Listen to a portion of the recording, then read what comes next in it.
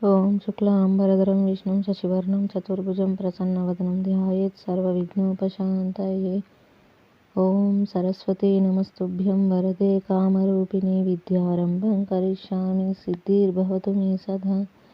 ఓం గురుర్బ్రహ్మ గురుర్విష్ణుః గురుర్దేవో మహేశ్వరః గురుః సాక్షాత్ పరబ్రహ్మ తస్మై శ్రీ గురవే నమః. మనం యోగ వాసిష్టం అనే గ్రంథంలో నిర్వాణ ప్రకరణం ఉత్తరార్థంలో 7వ భాగంలో 7వ అంశాన్ని తెలుసుకుంటున్నాము. సిద్ధులు వేరు, జ్ఞానము వేరు. శ్రీరాముడు ఆ విపశ్చిత్తు జ్ఞాని అయి ఉండి కూడా 4 దిక్కులలోనూ సింహం, శిలా, వృక్షం మొదలైన ఆయా ఉపాధులు ఎందుకు పొందవలసి వచ్చింది? ఈ విషయం విశదీకరించండి. శ్రీ వశిష్ఠ మహర్షి: ఓ రామచంద్ర, ప్రబుద్ధులగు యోగులు ఒక ప్రదేశంలో ఉండి అనేక చోట్ల అర్హులైన శిష్యులకు బోధించటం, ఆశ్రితులకు దీనజనుల కష్టాలు పోగొట్టడానికి ఆయా కార్యములు నిర్వర్తించటం, ఆర్తితో కూడిన పిలుపుకు బదులు పలకటం నిర్వర్తిస్తున్నారు కదా అని నేను ప్రసంగవశం చేత చెప్పానే గాని ఆ ఒకానొక జీవుడకు విపశ్చిత్తు గాని ఆ 4 ఉపాధి విపశ్చిత్తులు గాని పరిపూర్ణ జ్ఞానులు అయినారని నేను అనలేదు. ఆ విపశ్చిత్తులలో 4 జ్ఞాన అజ్ఞాన రూపములైనట్టి 1 మోక్ష చిహ్నము, 2 బంధ చిహ్నము 2 కనిపిస్తున్నాయి. వారు అగ్నిదేవుని కృపచే ధారణ మాత్రం చేత 4 దేహములతో సంచరించగలుగుచున్న ధారణ యోగులు మాత్రమే, అంతేగాని ఆత్మజ్ఞానులు కాదు. హృదయంలో అగ్నిదేవుని యందు చిత్తమును నిలిపి ఆ అగ్నిదేవుని అనుగ్రహం చేతనే కదా వారు సిద్ధులు పొందారు. వారు ధారణ యోగులు అని అనిపించుకుంటారు కానీ పూర్ణ జ్ఞానులు అనిపించుకోరు. ఎందుకంటే పరమబోధన పొందిన వారిలో దృశ్యం విషయమై ఇది కావాలి అని గాని అది వద్దు అని గాని ఈ జగద్ విషయమై ఎట్టి పట్టుదల ఉండదు. విపశ్చిత్ విషయం అట్లా లేదు కదా. మేము అవిద్యను పరికించి చూడాలి అనే అభిలాష గలవారు అవిద్యా దృష్టి కలవారే అవుతారు. పూర్ణ జ్ఞానులకు అవిద్య పట్ల ఎట్టి పరిశోధనా భావం ఉండదు. బ్రహ్మచే కనిపించేదని తెలిసిన తర్వాత పరిశీలన ఆవశ్యకం ఏముంటుంది? స్వప్నంలో కనిపించిన ఇల్లు స్వప్న కళ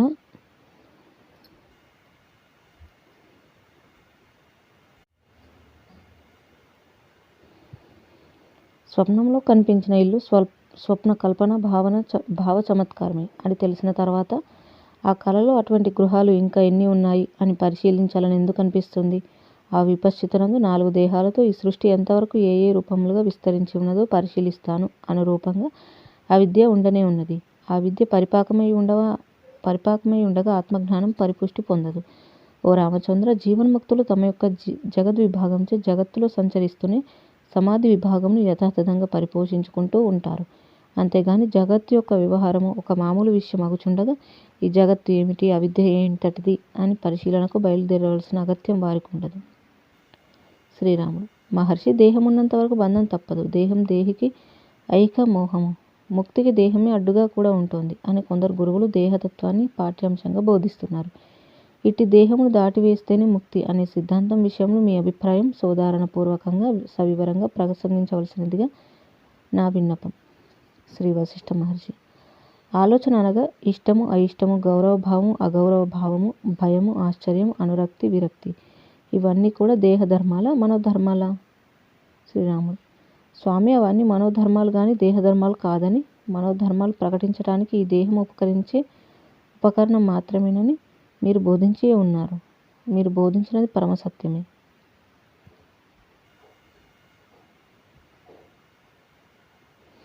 శ్రీ వశిష్ఠ మహర్షి: అవును కదా. అట్లాగే మోక్షం అనేది చిత్తం యొక్క ధర్మమే గాని దేహం యొక్క ధర్మం కాదు. చొక్క ధరించేవారు జ్ఞానులు కాలేరు. చొక్క లేనప్పుడే జ్ఞాని అని ఎవరైనా అనగలమా? అజ్ఞానులు ఈ రంగు చొక్కాని ధరించి ఉండగలరని ఎవరు సిద్ధాంతీకరించగలరు చెప్పు? మోక్షము చిత్తం యొక్క ధర్మం మాత్రమేనని మరల ప్రకటిస్తున్నాను. మోక్షం అనేది ఏకాగ్రమైన చిత్తమునందు మాత్రమే నెలకొని ఉంటుంది కనుక బంధింపబడేది చిత్తమే గాని ఆత్మ కాదు. కనుక జీవన్ముక్తునకు ఏవేవో ప్రత్యేక దేహధర్మాలు ఆపాదించడానికి వీలవదు. తొడిమ నుండి విడివడిన దోసకాయ తిరిగి తొడిమచే బంధింపబడగలదా? లేదు కదా. అట్లాగే ముక్తత్వం సంతరించుకున్న తర్వాత ఈ కట్టి చిత్తం మరల ఈ సంసారంచే స్పృశించబడజాలదు. జీవన్ముక్తులకు కూడా దేహం దేహధర్మమే కలిగి ఉంటుంది. కానీ బద్ధజీవుల చిత్తము నిత్య చంచలంగా ఉంటూ ఉంటుంది. ఇక జీవన్ముక్తుల చిత్తము ఇదంతా పరమాత్మ శోభయే కదా అని నిరూపంగా అతి నిశ్చలంగా ఉంటుంది. జీవన్ముక్తుల నిశ్చలత్వం జీవన్ముక్తులకే ఎరుక అవుతోంది. అది ఎట్టిదో చంచల చిత్తులకు తెలియటం లేదు. ఇక ధారణ కలిగిన యోగుల విషయం అంటావా? వారు ఈ ధారణ కలిగి ఉన్నారు అని ఇతరులు తెలుసుకోగలుగుతారు. మోక్ష ధారణ కలిగి ఉన్న వారి చిత్తానుభవం ఎట్టిదో అది లౌకిక దృష్టికి అందేది కాదు. ఒకడు అత్యంత మధురమైన పదార్థాన్ని ఆస్వాదించాడనుకో, దాని రుచి ఇట్టిది అని ఎంతగా చెప్పినా కూడా అది తినని వారికి పూర్తిగా తెలియవచ్చేది కాదు కదా. ఆ వింటున్న ఆయన ఇంతెందుకు, నేను కూడా తింటాను అని ఆ మధుర పదార్థాన్ని ఆస్వాదిస్తే ఇక అతనికి ఆ రుచి గురించి మరొకరు చెప్పవలసిందేముంటుంది? జీవన్ముక్తుల మోక్షానుభవం అట్టిది. అందుకే దానిని స్వాత్మానుభవైక వేద్యం అని విజ్ఞులు అభివర్ణిస్తున్నారు. శ్రీరాముడు: మహాత్మా, ప్రతి జీవుడు ఆత్మస్వరూపుడే గాని ఈ దేహ స్వరూపుడు కాదు కదా. శ్రీ వశిష్ఠ మహర్షి: అవును, ఇక ఇందులో సందేహమేమున్నది? శ్రీరాముడు: ఆత్మ సర్వదా అప్రమేయ నిర్హేతుక నిత్యముక్త ఆనంద స్వరూపమే కదా. శ్రీ వశిష్ఠ మహర్షి: అవును, మన ఈ సంవాదం ప్రతిపాదించే ఆత్యాంతిక సత్యం అదియే కదా. శ్రీరాముడు: మరి ఆత్మస్వరూపుడగు జీవునికి సుఖదుఖాలు ఎందుకు వచ్చిపడుచున్నాయి? శ్రీ వశిష్ఠ మహర్షి: సుఖదుఖాలు మనస్సు యొక్క ధర్మాలు, జీవన్మృత్యువులు దేహం యొక్క ధర్మాలు. అట్టి సుఖ దుఃఖ జీవన్మృత్యు ధర్మాలు తన స్వరూపము ఆత్మపై ఆపాదించుకోవడం చేతనే ఆత్మ నేను బద్ధుడను అను రూపంలో అనుబంధానుభవం పొందుతోంది. మనస్సు దృశ్య తాదాత్మ్యము, దృశ్యముపై నమ్మిక కలిగి ఉండటం అనే సుదీర్ఘ వ్యాధి నుండి ఉపశమనం పొందినప్పుడు ఇతడు ముక్తి పొందాడురా అని ఆత్మకు ముక్తి శబ్దం ఆపాదించబడుతోంది. అంతేగాని ఆత్మకు ముక్తి ఇప్పుడు కొత్తగా వచ్చేది కాదు. సర్వజీవుల ఆత్మ నిత్యం ముక్తమై ఉన్నది. అభ్యంతరమున సర్వ విషయ విశేషముల పట్ల శీతలము వహించిన చిత్తమే, అనగా శాంతి వహించిన చిత్తమే ముక్తి. చిత్తం అనేక జగద్విషయముల పట్ల సంతప్తమై ఉండటమే బంధము. కనుక బంధం మోక్షం అనబడేవి చిత్తం యొక్క ఆధీనంలోనే ఉన్నవి గాని అవి దేహాధీనాలు కాదు. బంధ మోక్షములనే రెండు దేహములలో లేవు.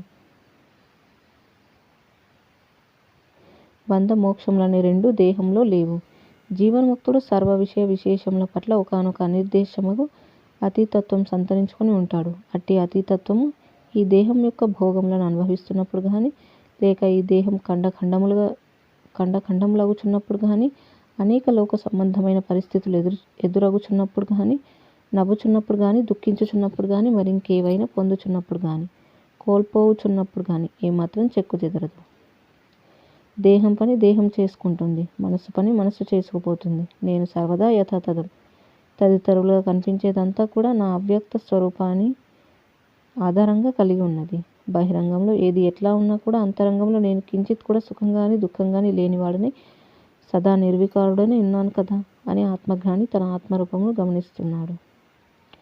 ఈ సుఖదుఖాదులు దేహమునందు పొందుచున్నప్పటికీ నేను సుఖిని నేను దుఃఖిని అని ఆత్మకు సుఖదుఖాలు ఆ జ్ఞాని ఆపాదిస్తున్నాడు. సుజ్ఞాని ఇవన్నీ ఆత్మకు లేవు, ఆత్మస్వరూపుడనై ఉండటం చేత నాకు సుఖదుఖాలు లేవని గ్రహించి నిశ్చల భావుడై ఉంటున్నాడు. ఈ దేహమే నీవు అని బోధించేవారు చార్వాక నైయాయికవాదులు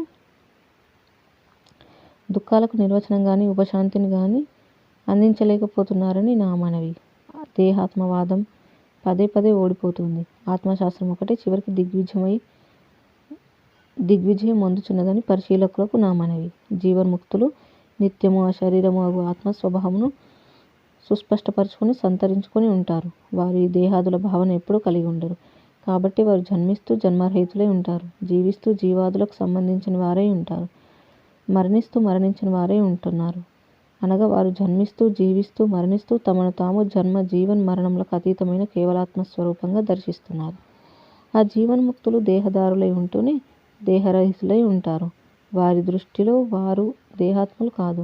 దేహధర్మాలైనట్టి జన్మ జర మరణ శబ్ద స్పర్శ రూప రసగంధాది విషయ స్మరణ విస్మరణ మొదలైనవన్నీ కలిగి ఉండని వారై ఉంటారు. మరణం ఆసన్నమైనప్పుడు ఇది దేహధర్మము, ఇది నా స్వస్వరూపం సర్వదా ఈ వ్యవహారానికి సంబంధించినదే కాదు. కనుక దేహం మరణించవచ్చు కాక నేను జీవించిన వాడను కాదు, మరణించిన వాడను కాదు అని అప్రమేయ అనుభవం ఇప్పటికిప్పుడే కలిగి ఉంటారు. సర్వదా మహోదయులై ఉంటారు. సూర్యోదయం సూర్యాస్తమయం అనేవి భూప్రదేశం దృష్ట్యా ఉండి ఉంటున్నాయి కానీ సూర్యబింబానికి ఉదయాస్తమయములు ఎక్కడుంటాయి? అది స్వప్రకాశము అన్యప్రకాశం కాదు. అట్లే ఆత్మనెరిగిన జీవన్ముక్తుడు నిత్యోదయుడై ఉంటాడు. అతడు నవ్వుతూ ఉన్నప్పటికీ నవ్వని వాడై ఉంటాడు, ఏడ్చుచున్నప్పటికీ ఏడవని వాడై ఉంటాడు, కోపం చూపిస్తూ కోపం లేనివాడై ఉంటాడు, రాగసహితుడై ఉంటూ రాగాదులు లేనివాడై ఉంటాడు. మోహం చుట్టూ ఆవరించవచ్చుగాక. తత్వజ్ఞులు మోహరహితులై ఉంటారు. ఎట్లా అంటావా? ఇది సుఖం, ఇది దుఃఖం అని వ్యవహారం అంతా వారి దృష్టిలో స్వప్నంలోని మంచివారు, స్వప్నంలోని చెడువారు వలె కల్పన మాత్రమే అయి ఉంటుంది. ఆత్మజ్ఞుడగు జీవన్ముక్తుని దృష్టిలో ఈ జగత్తుకు ఒక స్వరూపం అంటూ ఏదీ కనిపించదు. ఆకాశం ఇక్కడ ప్రారంభించింది అని అనగలమా? అట్లాగే వారికి ఈ ప్రపంచ వ్యవహారాలన్నీ మొదలు చివరి లేని కథాకల్పన వ్యవహారంగా అగుపిస్తాయి. ఎవని దృష్టిలో ఈ జగత్తు గాని అజ్ఞానం అనేది గాని లేకున్నాయో, ఎవని అనుభూతిలో ఈ కనిపించే సర్వం ఆత్మస్వరూపమే అయి ఉన్నదో, అట్టి వానికి ఒకవేళ లౌకిక సుఖ దుఃఖాలు సమీపిస్తే మాత్రం వాటికి అర్థమేమున్నది? జీవన్ముక్తులు శోకమోహాలన్నీ జయించి ఉండటం చేత శోకిస్తూ కూడా శోకరహితులై ఉండగలుగుతున్నారు. తత్వజ్ఞులు ఈ శరీరాదులు ఛేదింపబడుచున్న సందర్భంలో కూడా నిత్యుడగు నాకు ఈ దేహాదుల వలన పాతది పోయేదేమిటి, క్రొత్తది వచ్చేదేమిటి అని తలచుచు సర్వదా ఆత్మతత్వంను అవధరించి ఉండగలుగుతున్నారు. స్వస్వరూపమే అయి ఉన్న ఆత్మ సర్వదా అఖండము, అప్రమేయం కదా. మహనీయులు ఈ దేహం నిర్మించబడుచున్నప్పుడు కానీ ఛేదించబడుచున్నప్పుడు కానీ తాము నిర్మించబడటం లేదు, ఛేదింపబడటం లేదు అని గ్రహించిన వారే సర్వదా నిర్విషయులై, నిర్వికారులై, అప్రమేయులై, అతీతులై ఉంటున్నారు. అందులో కొన్ని ఉదాహరణలు చెప్తాను విను. బ్రహ్మదేవుడు ఒకానొకసారి విధివశాత్తుగా సామగానం చేస్తున్న బ్రహ్మదేవుని 4వ శిరస్సును తన కొనగోటితో కోమల పుష్పాన్ని త్రుంచినట్లు హరుడు త్రుంచాడు కదా. అతడు శిరస్సును మరలా మొలిపించగల శక్తి కలిగి ఉండి కూడా బ్రహ్మదేవుడు నిర్లిప్తుడై, నిర్వికారుడై ఎట్లా ఉన్నాడు? తన స్వస్వరూపము ఈ దేహాదులకు సంబంధించినది కాదని గ్రహించి ఉండటం చేత నిజమ చిదాకాశముతో సమత్వం అవధరించున్న ఆ బ్రహ్మదేవునకు వ్యర్థము, మిథ్యాభూతము ఆ శిరస్సు మొదలైన అవయవములతో కొత్తగా ఉనగురుడేదేమున్నది? అది ఖండించగా పోయినదేమున్నది? వేదగానం చేసే వేదజ్ఞుడగు బ్రహ్మదేవుడు తనకు 4 ముఖాలున్నా ఒకటే, లేక 3 ముఖాలున్నా ఒకటేనని గ్రహించి ఉన్నాడు. ప్రాణులకు కర్మవశం చేత ఏది ప్రాప్తిస్తుందో అదే ప్రాప్తించుగాక, ఏది ప్రాప్తించకుండాను పోవుగాక. ఇందులో ప్రత్యేకమైన విశేషం ఏమున్నది అనే అత్యున్నత సమభావ సమాధిలో ఆత్మజ్ఞాన తత్పరులు సర్వదా తేలియాడుతుంటారు. మన్మథుడు ఇంకా విను. మన్మథుని అక్షయ బాణ తునీరములచే స్పృశించబడిన శివుడు తన అర్ధభాగ శరీరం క్షణంలో పార్వతికి సమర్పించాడు. ఇక ఆ శివుని 3వ కన్ను యొక్క అగ్నిజ్వాలలకు దేహమును సమర్పించి కూడా మన్మథుడు సదా ఆత్మతత్వానుభవి కనుక దేహరహితుడై దేహ సహితుని వలె యథాతథంగా ఉండి వ్యవహరించుచున్నాడు. పరమశివుడు వాస్తవానికి రాగరహితుడే అయినప్పటికీ మన్మథుని బాణాలు స్పృశించినప్పుడు మన్మథుని దహించడం, పార్వతీదేవిని గ్రహించడం అనే ఉభయ కార్యాలను నిర్వర్తించుచు రాగాన్ని కలిగియే ఉన్నాడు. ఆయనకు ఈ ప్రపంచంలో ఏదైనా కార్యం నిర్వర్తించడం చేత గాని లేక నిర్వర్తించకుండటం చేత గాని పొందే ప్రయోజనం అంటూ ఏముంటుంది? సమస్త లోకాలకు అతీత స్వరూపుడు, అతీత స్వభావుడు ఆ పరమశివ భగవానుడు సర్వభూత జాలాల పట్ల ప్రయోజన నిమిత్తమై ఆశ్రయించవలసిన పదార్థం ఏది లేకపోయినప్పటికీ ఆయన రాగం కలిగి ఉండి వ్యవహరిస్తున్నాడు. అనగా వారికి రాగం కలిగి ఉండకపోవడం రెండూ ఒకటే అవుతున్నది. ఏది ఎట్లు ఉన్నదో అది అట్లుండుగాక. ఆత్మని ఎరిగిన మహనీయుడు కాబట్టియే రాగమును వదలనూ లేదు, విరాగి అయిన శ్మశాన సంచారము మానలేదు. శ్రీమన్నారాయణుడు శ్రీ విష్ణు భగవానుడు జగత్తులో ప్రవేశిస్తూ అనేక కార్యక్రమములను నిర్వర్తిస్తున్నాడు. జీవన్ముక్తుడైన ఆ జనార్దనుడు రాక్షసుల కులాంతకుడై వారిని సంహరిస్తున్నాడు.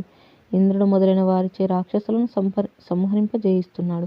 అనేక చోట్ల దేహములను ఆశ్రయించి జన్మించడం అనే దేహ చమత్కారమును నిర్వర్తిస్తున్నాడు. ధృవతార సమాప్తి యందు మరణమును అంగీకరిస్తున్నాడు. లుబ్ధకుడు మొదలైన వారిచే సంహరించబడుచున్నాడు. అనేక చోట్ల అవతరించి భక్తులకు దిక్కై కొంగు బంగారమై వారిని కంటి పాపల వలె రక్షిస్తున్నాడు. ఈ విధంగా అనేక కార్యములను నిర్వర్తిస్తూనే వైకుంఠంలో ప్రశాంత చిత్తుడై లక్ష్మీదేవితో ప్రణయములు ఆడుచున్నాడు. చూచావా, వారికి ప్రణయము ప్రళయము ఒక్క తీరుగానే అవుచున్నది. సమర్థుడే అయినప్పటికీ ప్రాణుల కర్మపరంగా సంప్రాప్తించే వ్యవహార వ్యాఘ్రత్వమంతా తాను కూడా స్వీకరించి వర్తిస్తున్నాడు. ఎందుచేత? వారి ఆయా వ్యవహారములు త్యజించడం చేత గాని నిర్వర్తించడం చేత గాని ఏ ప్రయోజనము లేదు. ఆత్మతత్వం నందు విలీనుడై ఉండియే ఈ ప్రపంచంలో ఏది ఎట్లు ఉన్నదో అది అట్లే ఉండుగాక అని తలచి ఆయా కార్యములను సానుకూలంగా లోక వ్యవహారములన్నీ నడిపిస్తూనే ఆయన సర్వదా వాసనారహితుడై ఏ కోరికలు లేనివాడై శుద్ధ చిన్మాత్ర రూపధారి అయి ఉంటున్నాడు. సూర్యభగవానుడు. అటు ఆ సూర్యభగవానుని చూడు. ఆయన ఈ జగత్తు అనే మహత్తర వ్యవహారం చుట్టూ బంతిలాగా ప్రదక్షిణలు చేస్తూ కాలము అనే వ్యవహార కల్పనకు కారకుడై అన్ని కాలబద్ధంగా జరిగిపోతూ ఉంటే తాను మాత్రం నిర్లిప్తంగా కేవల సాక్షిగా సర్వం గాంచుచున్నాడు. సర్వసమర్థుడు అయి ఉండి కూడా దినపతియగు ఆ సూర్యభగవానుడు ఈ దినచర్య నుండి తన దేహంను నిరోధించకయే ఉన్నాడు. సర్వదా జీవన్ముక్తుడై ఉండటం చేత తనకంటూ ఏ ఇచ్ఛ లేకుండానే యథారీతిగా ఆకాశంలో విహరిస్తున్నాడు. చంద్రుడు. అట్లాగే చంద్రుడు స్వతహాగా జీవన్ముక్తుడై ఉండి కల్పాంతం వరకు ప్రతి నెలలోనూ వృద్ధిక్షయములు అనుభవిస్తూనే ఉన్నాడు. అయితే ఆయన ఇచ్ఛారహితుడు. అందుచేత ఈ దేహ హాని వృద్ధులు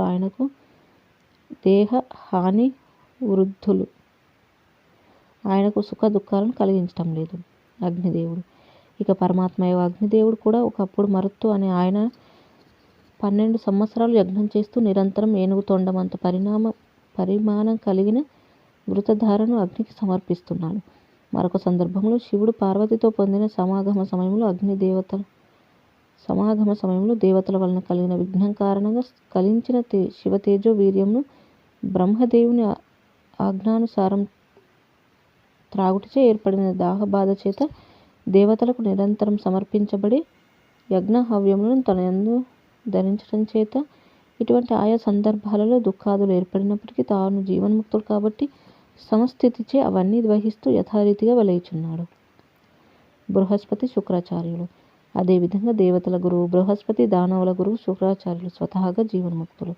అయితే వారిద్దరూ తమ తమ ఆశ్రితుల దిగ్విజయాల కొరకై ఒకరిని మించి మరొకరు సామాన్య మానవులు తగదాతి పడుచున్నట్లుగా ఎత్తుకు పై ఎత్తు వేస్తూనే ఉంటున్నారు. అట్టి అభిలాషలు నిర్వర్తిస్తూనే అంతరంగంలో లోక వ్యవహారములన్నింటికీ అస్పృశ్యులై అతీతులై నిర్విషయ సుఖానందమును కొనసాగిస్తూనే ఉంటున్నారు. జనకాది జీవన్ముక్తులు. జీవన్ముక్త మానసులైన జనక మహారాజు అనేక భయంకర యుద్ధాలలో పాల్గొనుచు ఈ జగద్విషయాలని కథా సంఘటనల వలె దర్శిస్తూ తన జీవన్ముక్త స్థితిని కొనసాగిస్తూనే ఉన్నారు. అట్లాగే జీవన్ముక్తులైన నలుడు, మాంధాత, సగరుడు, దిలీపుడు, నహూషుడు, హరిశ్చంద్రుడు మొదలైన వారు జీవితంలో అనేక దుర్భర సంఘటనలను ఎదుర్కొంటూ సుదీర్ఘకాలం రాజ్యాలు ఏలారు. వారి జీవితాలలో అందరిలాగానే అనేక కష్టాలు మొదలైనవి వచ్చిపోతున్నప్పటికీ సర్వదా జీవన్ముక్తత్వం అనుభూతమునర్చుకొనియే జీవితములను కొనసాగించారు. శ్రీరాముడు. మహర్షి, మరి జీవన్ముక్తునికి అజ్ఞానికి గల భేదం ఏమిటి? శ్రీ వశిష్ఠ మహర్షి. జ్ఞాని అజ్ఞాని కూడా వ్యవహార రీత్యా చూస్తే ఒకే రీతిగా వ్యవహరిస్తూ ఉంటారు. ఇంకా తేడా ఏమిటంటావా? జ్ఞాని లేక జీవన్ముక్తునికి దృశ్యవాసన ఉండదు. అజ్ఞాని అనేక వాసనలు కలిగి ఉంటాడు. అనగా వాసన రాహిత్యములు క్రమంగా బంధమోక్షములకు కారణములు అవుతున్నాయని ఇక్కడ గ్రహించు. ఇంకా విను. జీవన్ముక్తుడు రాగవర్జితుడు అయినట్టి బలిచక్రవర్తి 3 అడుగులు దానం చేస్తే బాలక బ్రహ్మచారిగా వచ్చిన విష్ణు భగవానుడు పాతాళానికి తనను అనగత్రొక్కగలడని గురువు శుక్రాచార్యులు హెచ్చరించిన తనకు తెలిసి ఉన్నా కూడా కారే రాజులు రాజ్యములు గల్గవే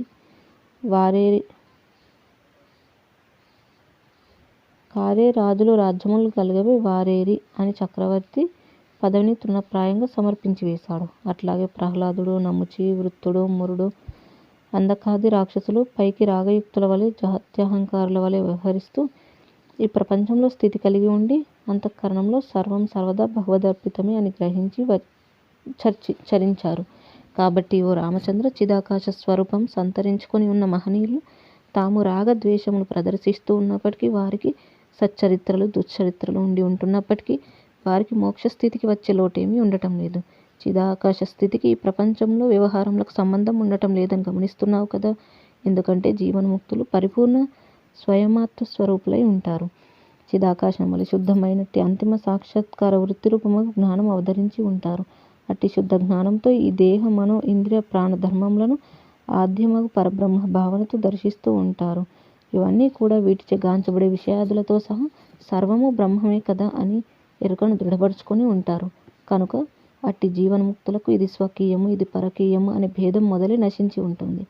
ఇక వారి దృష్టికి కనబడే జగత్తంతా కూడా మేఘము తలపై సూర్యకిరణాలు ప్రసరించినప్పుడు వివిధ వర్ణములతో కనబడే ఇంద్రధనస్సు బ్రహ్మ సూత్రమే గాని ఇక్కడ ఇంద్రుడు వచ్చి ధనస్సును స్థాపించలేదు కదా. అట్లాగే ఈ దృశ్య ప్రదర్శన అంతా అభాస మాత్రమే అని అత్యంత నిర్దిష్టంగా గమనించి ఉంటారు.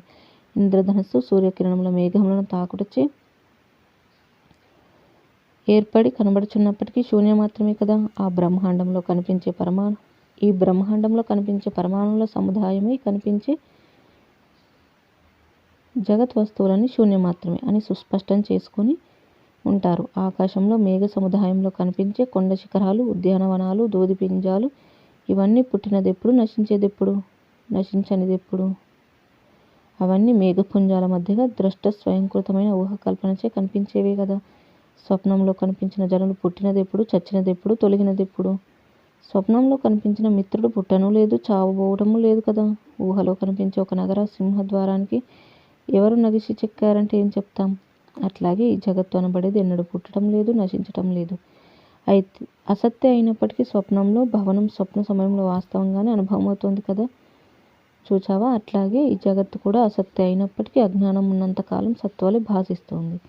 ఈ జగత్తు లేక దృశ్యము అను దానికి ఎక్కడో మొదలు చివరి ఉన్నట్లే అనిపిస్తున్నప్పటికీ ఇది వాస్తవానికి ఆద్యంతరహితం.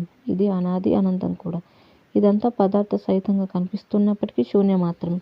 ఇదంతా ఎప్పుడో ఉత్పన్నమైనట్లు కనిపిస్తున్నా కూడా అనుత్పన్నం. ఇది నశిస్తున్నప్పటికీ నాశరహితం. ఒక పెద్ద కొయ్య స్తంభము అంతటా కొయ్య మాత్రమే అయి ఉన్నప్పుడు అందులో మధ్యగా చెక్కబడిన ప్రతిమ కూడా కొయ్యయే కదా. అట్లాగే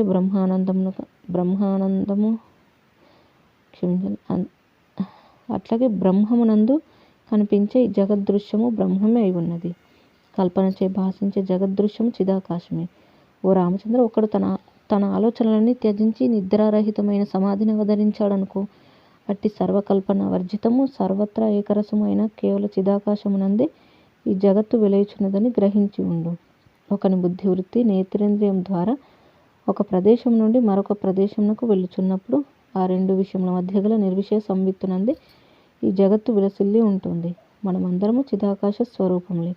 అట్టి చిదాత్మయందు ఏ ద్వైత అద్వైతములు భాసిస్తున్నాయో అట్టి ద్వైత అద్వైతములు వాస్తవానికి లేవు అనున్నదే మా అనుభవపూర్వక నిర్ణయం. అట్టి పూర్ణానందైక స్వరూపమునందు శూన్యం అనేది కూడా లేదు.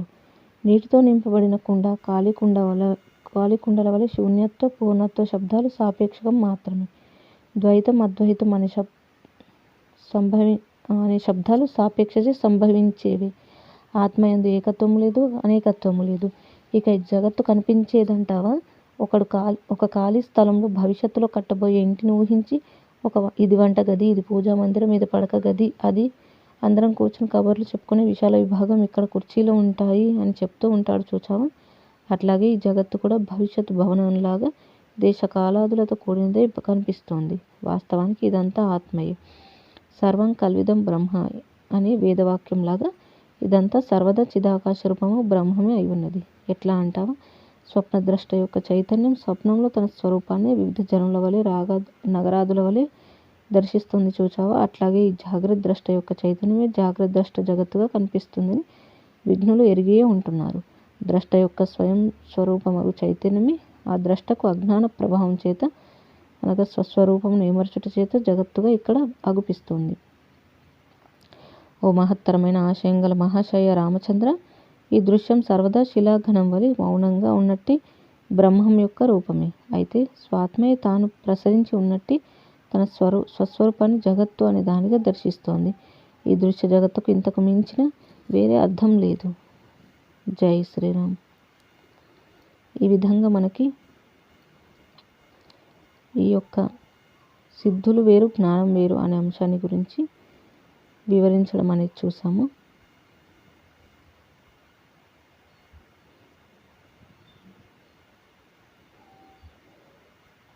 ఇక తర్వాతి అంశము 8, నలుగురు విపశ్చితుల పునర్జన్మలు. శ్రీరాముడు: ఓ మనింద్ర, ఇప్పటి వరకు ఒకే జీవాత్మయగు విపశ్చితుకు నలుగురు విపశ్చిత్తులుగా అయ్యి ద్వీప సముద్ర పర్వతాదులందు సంచరిస్తూ ఈ పాంచభౌతిక మనోమయ దృశ్య జగత్తు యొక్క అంతు ఎక్కడ అనే ఉత్సుకతతో ప్రయాణం కొనసాగిస్తున్నారని మనం చెప్పుకున్నాం కదా. ఆ నలుగురు విపశ్చితుల గురించిన తదనంతర విశేషాలేమిటో వివరించ ప్రార్థన. శ్రీ వశిష్ఠ మహర్షి.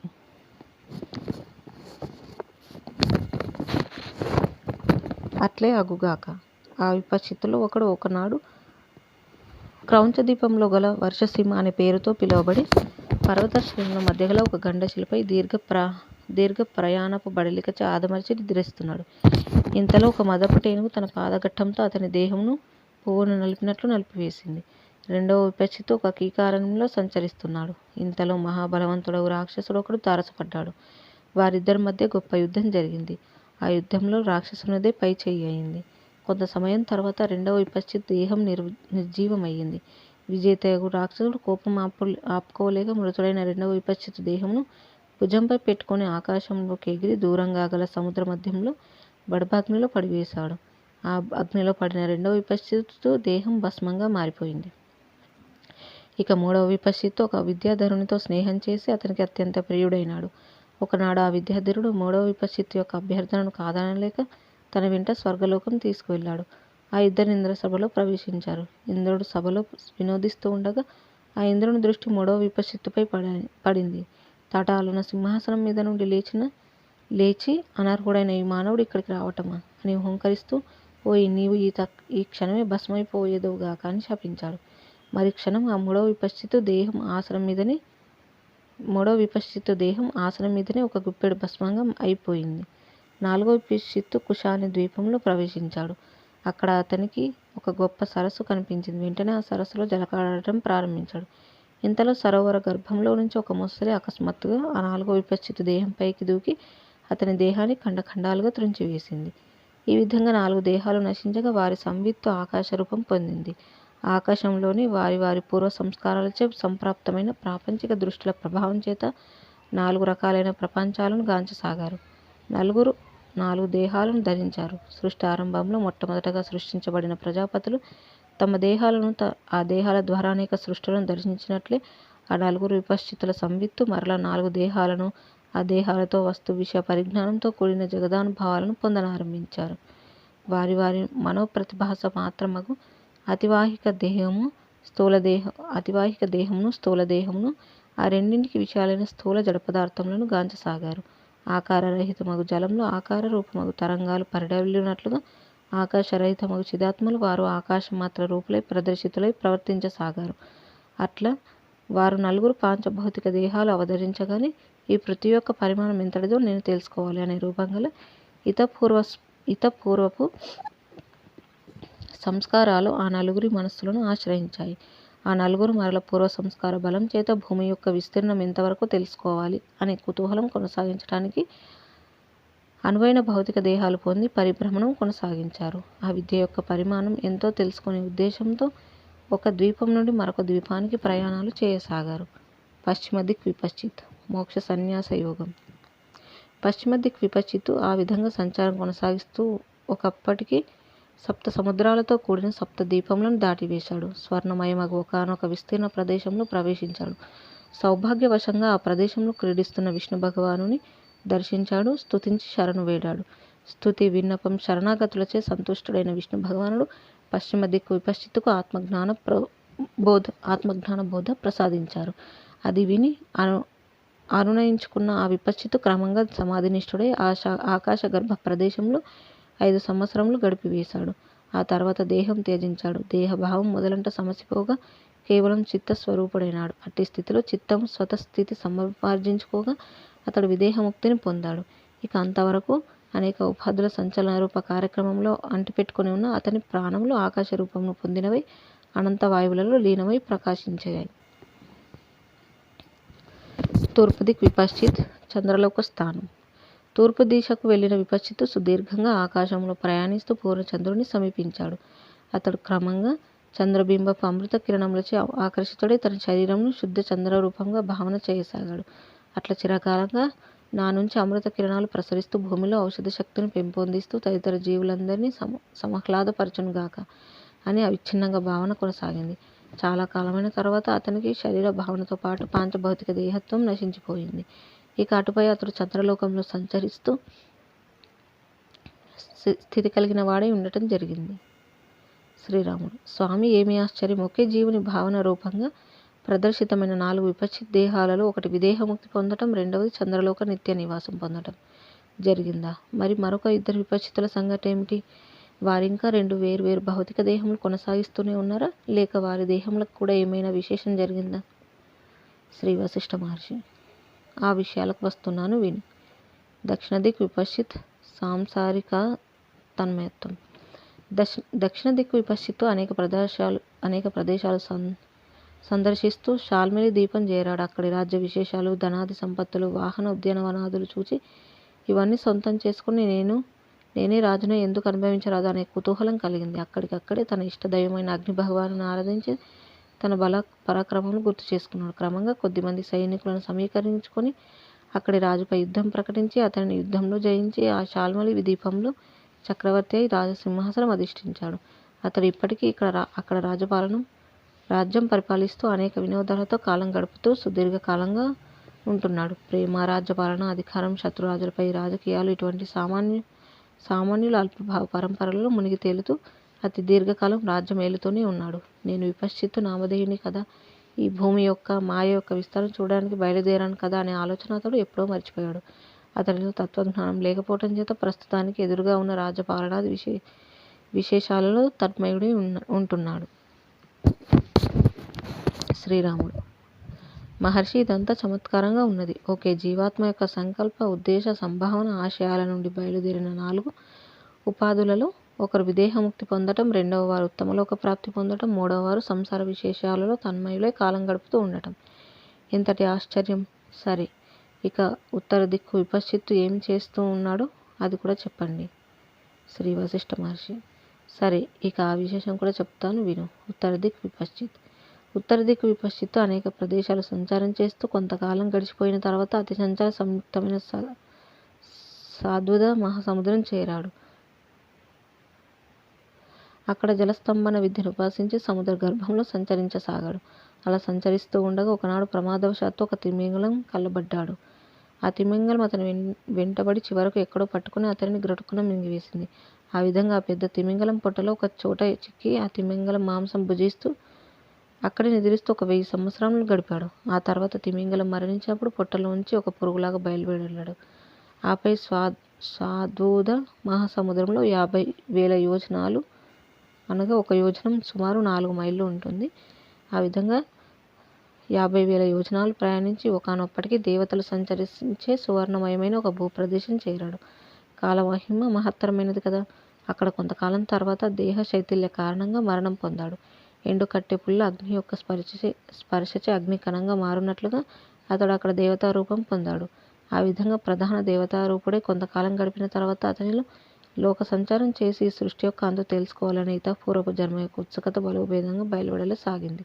అట్టి ఇతఃపూర్వపు జన్మార్జిత సంస్కారం చేత ఇక ఆ సువర్ణ భూప్రదేశంలో ఉండలేకపోయాడు. అక్కడి నుండి బయలుదేరి 40,000 యోజనముల ఎత్తుగా ఉండే లోకాలోక పర్వతం చేరాడు.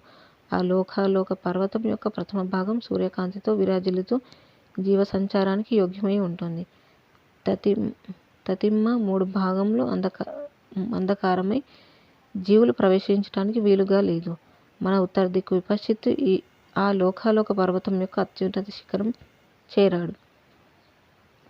అక్కడి నుండి తదితర భూప్రాంతాలు మొదలైనవి మనకు నక్షత్రాలు ఎక్కడో సుదూరంగా ఆకాశంలో ఉన్నట్లు కనిపిస్తున్నట్లు అతనికి కనిపించసాగాయి. ఆ లోకాలోక పర్వతం యొక్క ఆవలి ప్రదేశం అంధకారమయమై నలువైపులా అతి విశాలంగా విస్తరించి ఉన్నది. అక్కడికి వర్తులాకారపు భూమండలం సమాప్తమై పోతుంది. ఆవల కేవలం అంధకారమయమైన గొప్ప కందకం మాత్రం ఉన్నది. ఆ అంధకారంలో భూమి గాని, జంగమ జీవులు గాని, ఏ ఆశ్రయం గాని లేవు. అచ్చట ఏ వస్తువు ఉండజాలదని గ్రహించు. జై శ్రీరామ్. ఈ విధంగా మనకు 4 విపశ్చితుల పునర్జన్మలు అనే విషయాన్ని తెలియజేస్తూ వివిధ అంశాలనే తెలియజేయడం మనం చూసాము. ఇక మిగిలిన అంశాలు మళ్ళీ తెలుసుకుందాం. ఇంతటితో ముగించుకుందాము. జై శ్రీరామ్. కాయేన వాచా మనసేంద్రియైర్వా బుద్ధ్యాత్మనా వా ప్రకృతే స్వభావాత్ కరోమి యద్యత్ సకలం పరస్మై నారాయణాయేతి సమర్పయామి. స్వస్తి. ఓం తత్సత్.